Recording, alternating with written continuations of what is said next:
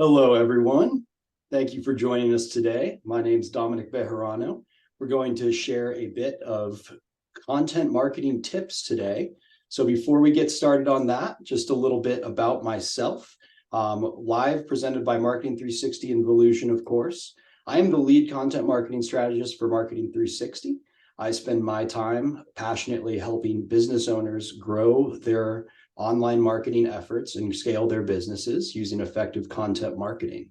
So today, I'm really excited to share with you some tips that hopefully you can leave with and put into action or spur some further investigation about how you can improve your content marketing strategy. For this session, if you have any questions, feel free to use the live Q&A box or to drop them in the chat, and our monitor will make sure that those make their way up to me. But before I get started, I'm going to turn it over to Teresa with Volusion. Hi, everyone. Welcome. Thank you for joining our webinar today. My name is Teresa Donahue, Brand Engagement Marketing Manager at Volusion. And here at Volusion, we want to ensure that you, our merchants, receive an all-in-one e-commerce experience. We want to make sure you have all the tools and support you need to successfully grow your business. And we are able to do this by partnering with our experts like Marketing 360. So thank you so much, Dominic, for hosting today's webinar today. And a few things that make Volusion stand out in the e-commerce platform space is our sites are simple and customizable.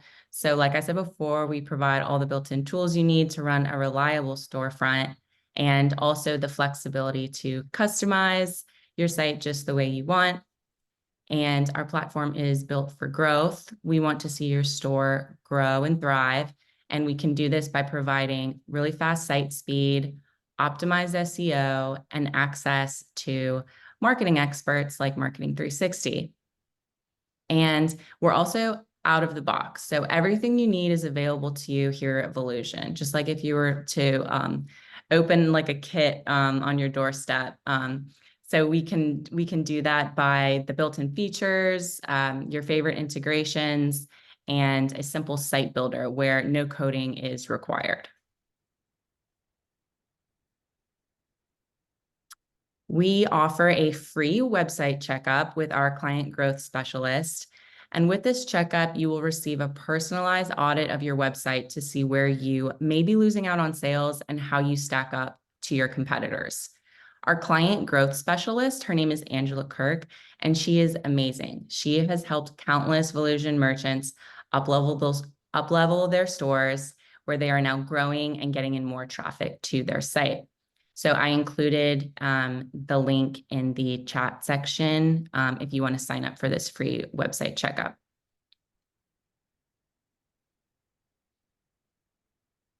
And then here, Marketing 360 is offering a special promotion to all webinar attendees. You will receive $500 in ad credit with a marketing service purchase. So make sure to take advantage of that. And I've also linked that sign-up form in the chat section as well. And then I've already talked about the free website checkup in our last slide, but I did want to mention that Volusion is able to offer you custom bundling pricing based on your marketing needs. So I just wanted to emphasize that each storefront is different, and that this website checkup is truly personalized to your needs and giving you custom solutions that fit within your budget.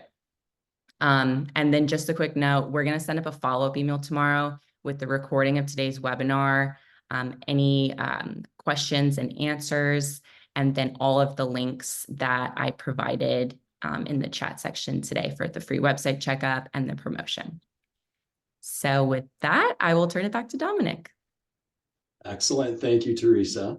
So I really appreciate having you guys along today. I want to share 7 tips to effective content marketing. Obviously, a bit of an expansive subject, but again, my idea here is that you'll be able to leave with some new ways that you can upgrade your strategy. And of course, we will always be available to assist if you have further questions on any of the material today.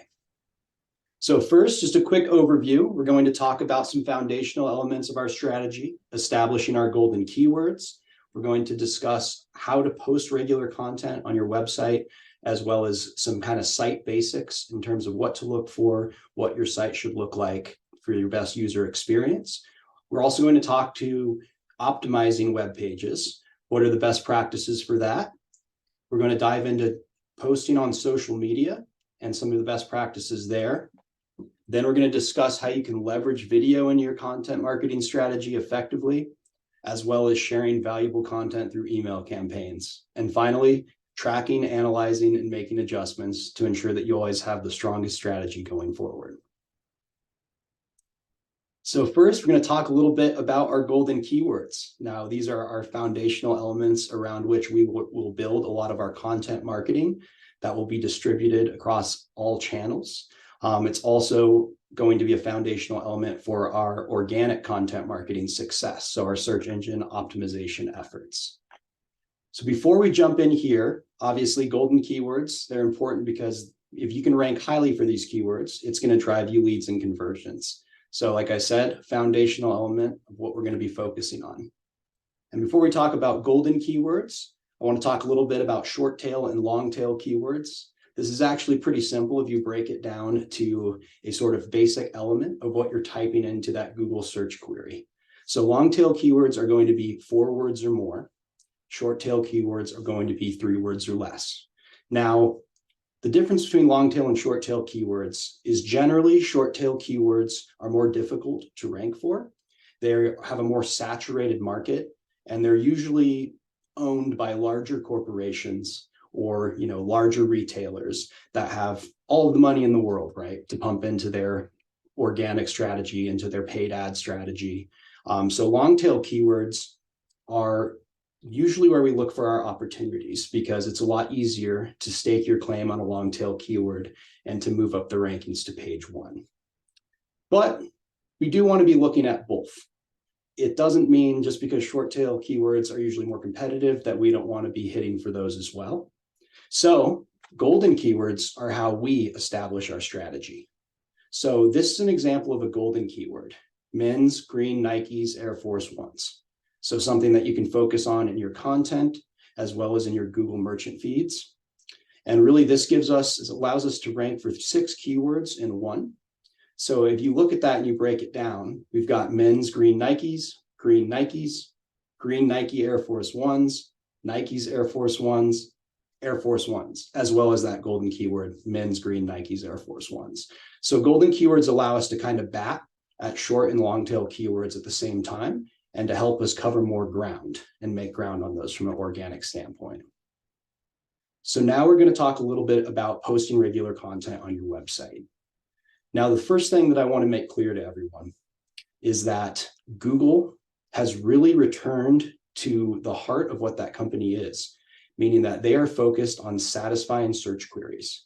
They are focused on providing a good user experience. And so that means that we need to reflect that in all of our website, and all of our blog design content should be focused around those aspects. There was a time not too long ago where it was more of a war of attrition with blogs and with content, where it was whoever could, post as many blogs, could make massive sites full of pages loaded with keywords. They were going to be the ones that were going to take the cake for those organic shares.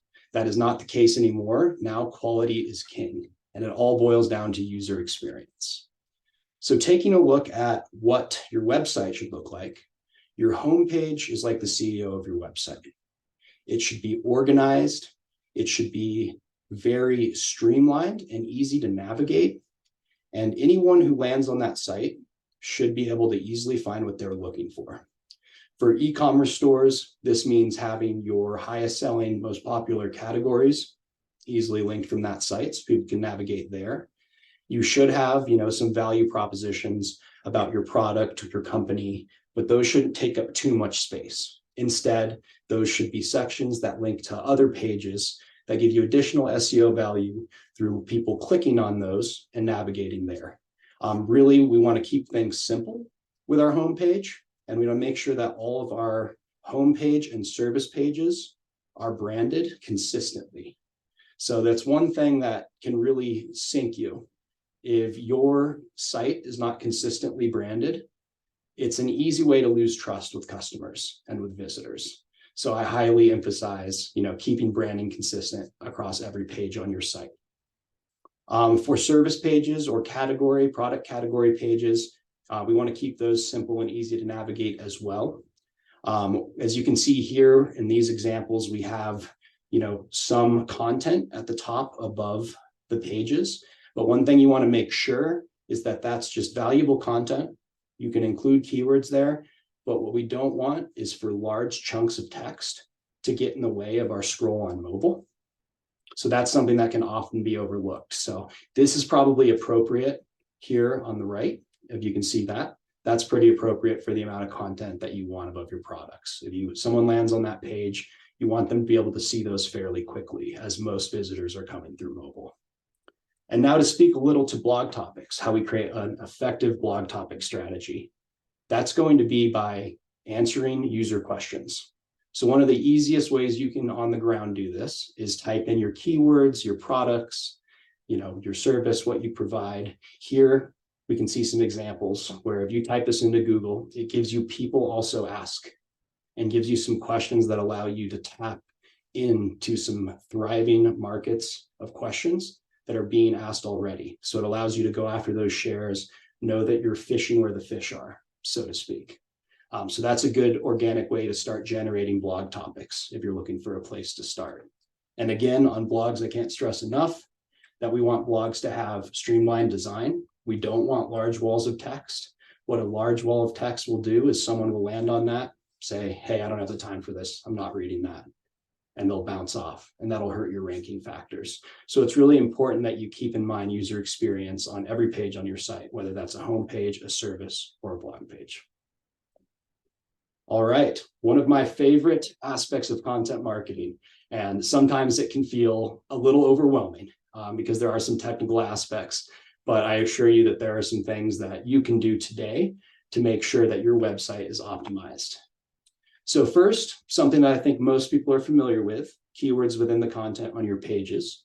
You want those in your page titles. You want them in your subheading sections. You can also, if appropriate, use those people also ask questions in your subheading sections to get some additional SEO value, to get people directed to your site when they ask those questions. Title tags and meta descriptions, those are going to be what's displayed in the search engine results page. When someone searches and your page shows up, it'll be that title and a quick description letting you know what's on the site. So I want to make sure those are filled out for all your pages.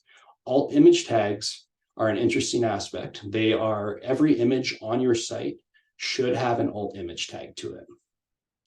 Now, what this does is it allows you to enter text so that someone who is visually impaired or who is using a screen reader can properly understand every part of your page.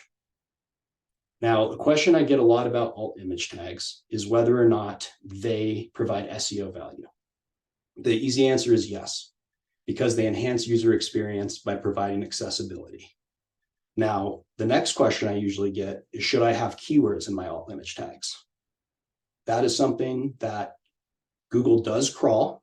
So keywords are valuable in alt image tags. However, they are only valuable if they describe the image. If you put them in there just to put them in there, Google's actually going to hit you with a negative ranking factor for that, because that's seen as a black hat topic similar to keyword stuffing. So with alt image tags, yes, keywords, if it describes the image. User experience first, everyone. Now, this next couple things is pretty exciting because this is something that we are all familiar with as searchers, as consumers ourselves. Page load speed is so important. If you think about your search habits, if you're looking for something and you click in the search engine results page, navigate to that site and you want to buy a product, and it takes a while for the page to load.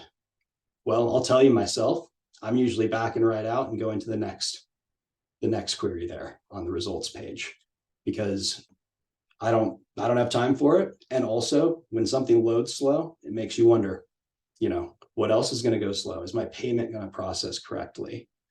Can I trust that my order is going to ship out quickly? And are we going to be able to even get my product on time for when I need it? So page load speed is extremely important. I know Volusion does an awesome job with page load speed, so you're in great hands if you're with them. An easy Chrome extension called Lighthouse it's free. It's on Google Chrome extensions. It can give you a quick diagnostic report of how your pages are performing. So I suggest you check that out, as well as just taking a drive on your website and seeing how your experience is, because you're going to really want to love your experience if you want your customers to love it too. And I do have a question here from John. What about image alt tag descriptions? Do we really need them? So yeah, John, I would put that in the same category as alt image tags. They are crawlable. Do you need them? An alt image tag does the legwork for you usually, but only if it's describing the image. So if you are on a platform where you can't describe the image, maybe it gives you only a short amount of characters. If we're talking about title versus description, really you always want to have that description filled out so that if someone using a screen reader hits it, they're able to tell exactly what you're trying to show them. So hopefully that answers your question. So for the next thing, streamline design for user experience. We already spoke about this a bit, making sure branding is consistent, making sure that the site, we don't use large chunks of text that people aren't going to want to bother to read, but instead are moving people quickly throughout your page, giving them, alternate routes through CTA buttons to explore topics further if they're interested in it. And finally, optimizing for mobile. I really can't stress this enough. It's something that gets missed a lot because we build a lot of our sites, right? We build our sites on desktops, and things can look really good. We can be satisfied with them, but make sure that you're always checking for mobile. You can actually do this on any website page that you're visiting. If you just right click, this is on Mac or PC, right click and click inspect. That will actually allow you to toggle your device so you can look at what it looks like on mobile and what it looks like on desktop. And I'm not sure if it needs to be said, but the statistics that show visitors coming from desktop versus mobile are staggering. I'd say over 9-to-1 for mobile. So very important step here. All right, social media. So the big friendly handshake of everyone's business. If you are not on major social media profiles, and that means at least these big 5, I would also throw TikTok in there for, especially if you have, younger generations as well. But each one of these is its own diverse audience that your business should be in front of.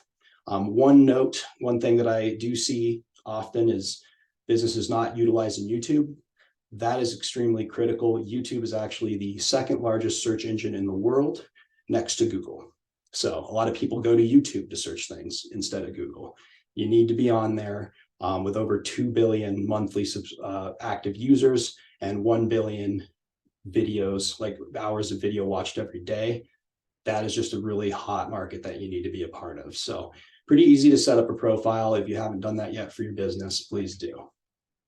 First thing when crafting an effective social media marketing strategy is to know your audience. And I think a lot of people, when they go into crafting a social media strategy, they think about the end user is my audience. It's the people I want using my products. Well, we need to expand that quite a bit. You should be thinking about, trade organizations, nonprofits, events, all of these different things that can be your audience that you need to be speaking to, that you need to be making posts for, engaging with, and influencers are a big one. That is actually a great way to get started, is to see what are the biggest influencers in your industry doing, which goes to what hashtags are they using. There are plenty of aggregates and softwares that can help you understand, which hashtags to target. But a simple organic way to do it is to go check out influencers, check out, big industry names, check out your competitors, and see their posts that are getting the most traction, the most engagement, comments, likes, and look at the hashtags they're using. That's a great place to get started. So that brings me to my next point on social media, which is we should never lose track of the fact that although we're marketing on social media is primarily for entertainment purposes. People get on there to be entertained. And what that means is you don't want your post to be salesy and ads one after another. You need to really put a lot of variety into your posts. I find that humor is fantastic. Think about your own usage. if you are on Instagram, for example, and you're interacting with your friends, usually it's sending, funny memes, jokes, things like that. So if you can tap into that for your industry and create relevant posts that are, maybe there's a trending topic, maybe it's memes or jokes that people will want to share. If you can talk about seasonal topics or holidays, you want all that lined up because you want your content to always be relevant at every time of the year, and you want it to be shareable. One of the best things, of course, that could happen is that those people in your audience that you're targeting, they share between each other, between their network, share your posts, or they might even repost it, which puts you in front of their entire audience as well. So really important to remember that entertainment is first when it comes to social media. And that brings us to content branding and post style. Much like our websites, much like our blogs, we want content and branding to be very, concrete, very consistent. Here's some great examples of some clients that I've worked with where this trust gets built over time. You always want to have your logo on your social media posts. You want to keep your brand colors consistent. You want to make changes so the posts look different, but it should all look like it's, coming from the same place, basically. So big part of establishing yourself as an authority, not an amateur out there, but an authority that can really, provide some value for your audience is keeping things consistent and keeping that post variety up.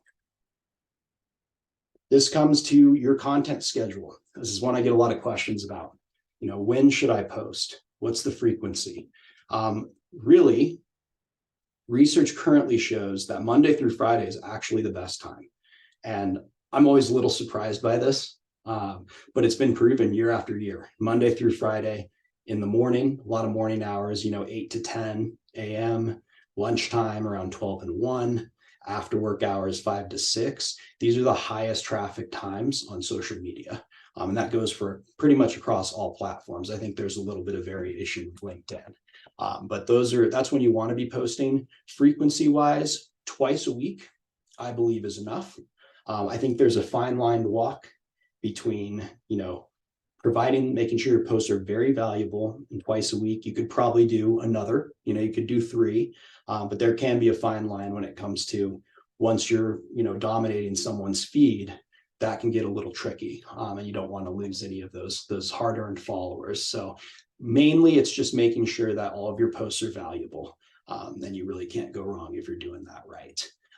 It is also very important to have a social media calendar and technology, a social media tool. As you can see here, you can go ahead and schedule your posts seamlessly across all platforms. You want to have that done in advance. You never want to be scrambling, whether it's you in charge of your posts or someone on your team. You want to have your whole strategy laid out, month by month. So you're always on top of holidays and everything else that needs to, fall within a scheduled post window. Lastly, just as important as posting, guys, is engaging on social media. So you want to make sure that all those people that you're following, that you're interested as your audience, you want to be not only liking their posts, but perhaps sharing their posts. Definitely want to be commenting, just getting your name out there. The more platforms and the more profiles that you can get your business seen on, the better. So that's just another thing to make sure you're doing, not just posting, but engaging, responding in a timely manner if anyone comments on your posts, and just really putting that human side of your business on display on social media. All right, we are in a golden era for video marketing. Video marketing is absolutely huge.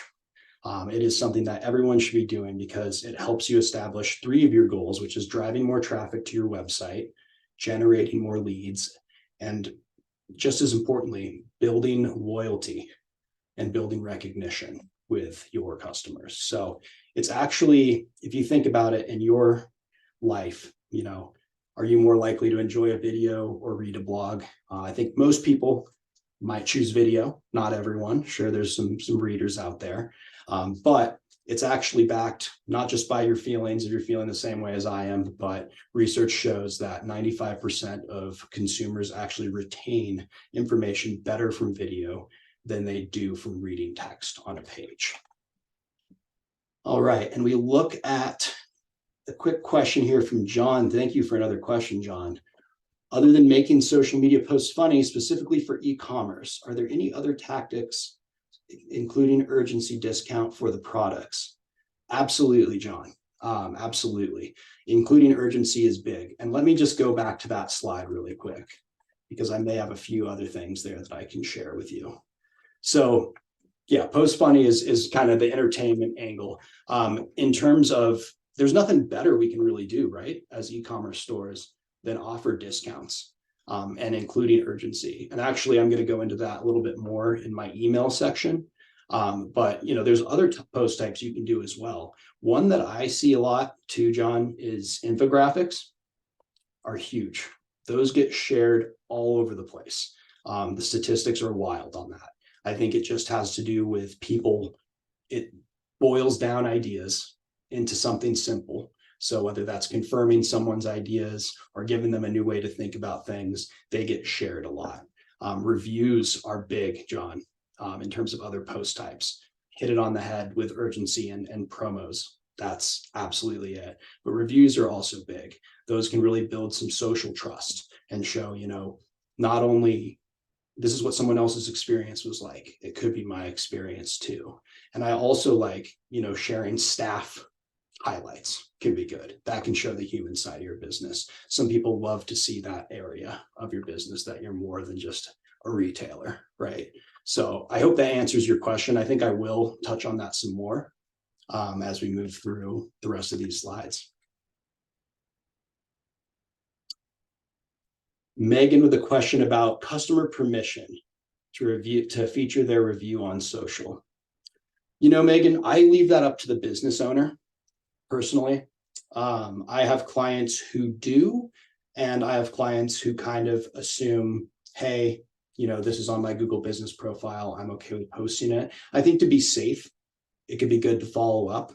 Another thing you can do if you're concerned about that gray area and you're not wanting to reach out or you're wanting to get that post out as quickly as possible is you can just say, real customer, or you can use initials. But I haven't personally ran into issues. I know there's always the concern of, could that be a legal issue? So I think it's good to play that safe, but personally, I haven't seen any problems when my businesses have used customer reviews one way or the other. All right, moving on. So videos, as I was talking about, guys, these are the highest converting ads on social media. People love videos. It's just wild. People go crazy for videos. And really, it's a different form of content. It stimulates, emotion, inspiration, creativity, and it really builds that organic trust with your customers. So I really suggest that you are using video because it helps customers really remember your brand, and it can really cement you as a constant and something that they think of when they think about the products that you provide or a need for the products that you provide. So good way to get your message across concisely and clearly. All right, and when you're using videos, you may be thinking, how do I get started? Similar to the search query that we used for blog post topics, you can put this right into YouTube. You can put your product name, a keyword, an idea, and just see what comes up here. These are great places to get started. And people really prefer the short form content. It's actually 66% of consumers say that short form videos, around 15 seconds or so, are the most engaging on social media. So this is a good place to get started when you're thinking about videos. You also want to make sure those videos are getting out everywhere you can. You want to distribute them on your social channels, of course, as we discussed. You should have them on your YouTube. You know what? I've seen some success of people putting them into their emails as well. That can get people involved. It's kind of a rare thing to get in an email if you think about it. So that can be good as well. And there's also a big boon for your organic traffic if you post them on your website. So Google loves videos. If you have videos on your website, that's a plus. You want to keep it to a video per page, unless it's like a gallery that features a bunch of videos. But what can happen with videos is you can get more clicks because people will click to watch it. It will also increase your time on site, which is a critical ranking factor. So I highly suggest that you do post videos if you're using them. put appropriate videos on appropriate pages on your website. My other recommendation there would be to always use the YouTube embed code to do that instead of just plain uploading like a video file. You can also use Vimeo, but you know me already, I'm big on YouTube. So you want to have that anyways and get that embed code. That will help keep your page load speed from being affected by having the video on there. All right, I've got one more question here for John, and keep them coming, John. The more the better. We're not able to produce video ads, shooting one. Can we create one with AI through images we have? Or like a slideshow? Do those also convert well and high? Yes, John, I think I'm understanding what you're saying. So instead of having like dynamic video that is all real, like reels, like the video is moving, can you use images in sort of like a slideshow thing? Absolutely. That's great. I mean, if you look on social media too, there's plenty of video creators that do just that all the time. So you would want to have your copy to go along with it, likely, right? I mean, it depends what capabilities you're working with, but definitely copy on the images is good, as well as, you know, having your logo and a call to action at the end. If it's appropriate, if it's kind of something you can tie into a salesy thing. If it's just to get brand awareness, you know, just the logo is probably enough, or maybe your website at the end. But yes, absolutely, you can do videos that are images and not like a constant reel or video clips.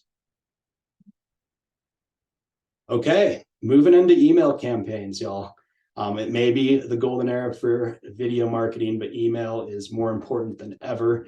It is still thriving. You need to be leveraging email. So the first thing is you have to make sure you have a good email marketing platform. This is critical. It should really integrate easily with your CRM, with your website, with your forms. Everything should be quick and easy. You shouldn't have to put a lot of effort into doing that. It should offer you tools that make it easy for you or anyone on your team to get in there, use templates, customize them, and get them out the door or get them scheduled.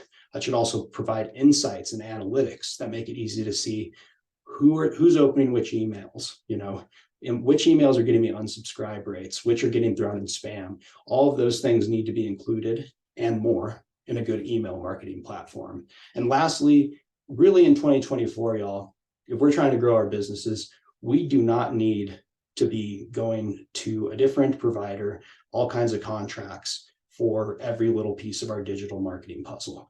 So you want an email marketing platform that doesn't just do that, but a digital marketing platform that, you know, what about payments, processing payments online? Does it make that easy? Does it give you quick, easy insight into your ad performance, into your content performance? Does it help you manage your reputation and your listings? There's a lot that you should demand from your email marketing platform. So don't settle for email marketing alone. Automations are big when it comes to emails. You want to have these set up. You want to have them set up throughout the year. The big thing is that we want to be on the top of everyone's mind when they finally hit that buying window, where they don't just want your product or have a passing interest in it, but maybe they have a need for it. So automations should be built throughout the year. You should be able to set and forget in a way. So having an email marketing platform that allows you to do that confidently is huge. All right, before we talk about building quality emails and what content to include in your emails, we got to start with the number one, and that's your subject line. So subject lines are critically important. Actually, 70% of email recipients send emails to spam based on the subject line alone without ever clicking, which is a big number. And it puts a lot of pressure on us to get creative and to come up with good email subject lines. So this ties into what John was saying earlier. The number one thing we can do for subject lines, guys, is e-commerce, is offering discounts, is promoting our sales, right? Is letting people know when they can get a special deal. And I recommend that you have that exact number in your email subject line, because of what we learned about how often people send things to spam. You need to get that information through. 50% off, right? And then create some urgency, which increases open rates by 22%. 50% off now until Tuesday, the 22nd. You know, keep that on a journey. 50% off, 3 days remaining. Last chance, buy one, get one free, right? So that's probably the best thing we can do. Now, we can't always be, offering emails, sales and everything. Some other ways to do that is, one, make sure that you're working with email software that allows you to personalize your email subject line with the first name for every recipient. It's huge. It's almost a 20% increase in open rates. People just love to hear their name. What can you say, right? So make sure that you have an email software that allows you to do that. If you think about your emails that you get, I'm sure you have a few in there, but not all of them. So those ones do stand out and they come off as more personable. And make sure that you're doing A/B testing to see what's working. You're working in your specific product, your specific niche. So you're going to be on the front lines figuring out what's working as you go along, and what your audience is really wanting to see. Some other things you can do is look at what's going on in your social media strategy. What are some trending topics? If people are wanting to learn and talk about those, maybe you can send some stuff out like that. So another thing to keep in mind is the human aspect of your email marketing. We want to be providing great content. We want to be providing discounts and sales to get people in the door. But if you're on a long email campaign and every email can't be a discount, right? We want to be thinking about, how can I provide value? How can I share some market insights that are going to help inform people to make their decisions?